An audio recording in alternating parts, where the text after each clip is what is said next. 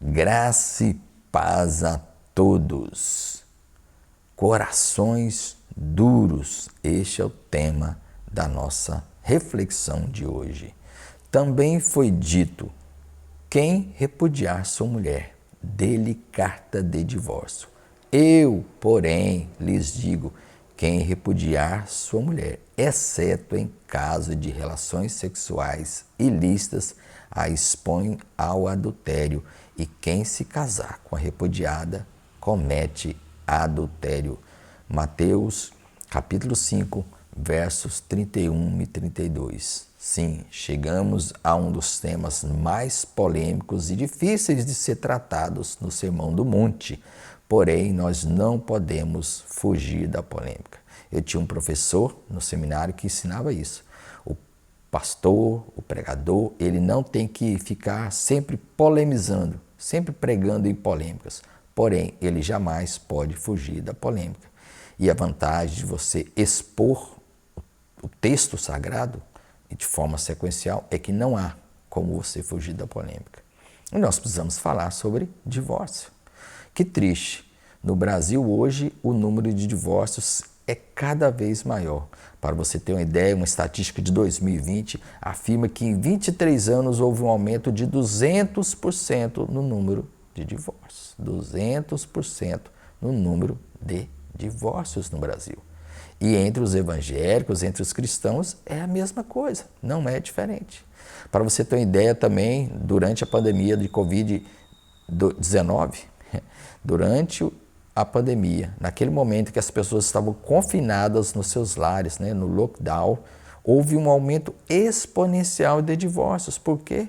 Não por causa de adultério, mas por causa dos corações duros. As pessoas estavam mais inflamadas, havia mais atritos e houve divórcio.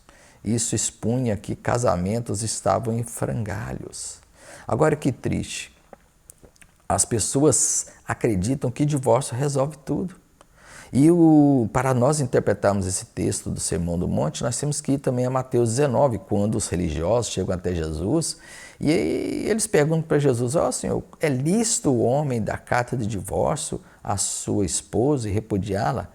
E ao invés de Jesus tratar, vamos lá, ir até o texto lá de Moisés que fala acerca do divórcio, porque essa era a intenção deles, Jesus vai lá no início das Escrituras e diz para eles: não foi assim desde o princípio. Porque desde o princípio, Deus que instituiu o casamento, Ele instituiu o casamento da seguinte forma: deixará o homem a sua casa, a casa do seu pai, unir-se à sua mulher, e os dois serão ambos uma só carne. E aquele que Deus uniu não separe o homem. Em outras palavras, já está dizendo, Deus criou o casamento monogâmico entre um homem e uma mulher, heterogâmico.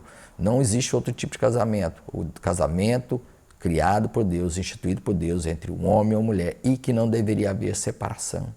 Não deveria haver divórcio. Este é o princípio de Deus. Só que eles continuaram dizendo: mas Moisés ordenou que desse carta de divórcio. E Jesus disse: olha, foi por causa da dureza do coração de vocês que Moisés permitiu que se desse carta de divórcio. É interessante a interpretação de Martin Lloyd Jones dessa passagem, porque ele diz o seguinte: porque lá em Deuteronômio 24, quando Moisés fala da carta de divórcio, Deus orientou Moisés a que essa lei fosse dada, não simplesmente para liberar o divórcio à vontade, mas para proteger mulheres, porque ele sabia que muitos homens, Deus conhece o coração do homem, sabia que muitos homens, varões, iriam se divorciar muitas vezes das suas esposas, iam logo querer dar carta, dispensá-las. E para proteger as mulheres, porque Deus sempre protege os mais frágeis, ele então disse que deveria dar carta de divórcio, até porque essas mulheres não fossem vistas como adúlteras e não fossem apedrejadas, como a lei dizia que as adúlteras deveriam ser apedrejadas. Portanto, era uma lei de proteção. E simplesmente era uma lei também que era dada por causa da dureza, ou seja, Deus queria sempre o propósito, o ideal de Deus é que casamentos durem, que casamentos sejam para sempre. E este é o ideal de Deus, mas infelizmente o coração do homem é muito duro, sabe? E Deus deu uma permissão, olha, se houver adultério, quando não há arrependimento, quando a pessoa realmente tem um coração sujo e não quer mudança e continua, então há uma permissão para o divórcio. Mais tarde, Paulo também vai dizer que se uma pessoa abandonar, né, o incrédulo abandonar o lar, a pessoa também não deve ficar sujeita. Existem aí vários tipos de abandono, inclusive violência, quando a pessoa deixa de amar, de cuidar e parte para a violência, isso também é um tipo de abandono, isso também é um divórcio permitido. Entretanto, o ideal de Deus é que haja sempre restauração. A Bíblia diz que Deus odeia o divórcio. E por que Deus odeia o divórcio? Você já pensou? Já parou para pensar por quê? Sabe por que Deus odeia o divórcio? Porque o divórcio é exatamente o oposto do Evangelho. O que é o Evangelho? O Evangelho é a reconciliação do homem com Deus. Veja, o ser humano está divorciado de Deus por causa do pecado. E o Evangelho veio exatamente para nos restituir, para nos reunir com Deus, para voltar a ter comunhão. A reconciliação, o Evangelho é a reconciliação do homem com Deus e o divórcio é exatamente o contrário. Portanto, o divórcio não deve ser visto como solução.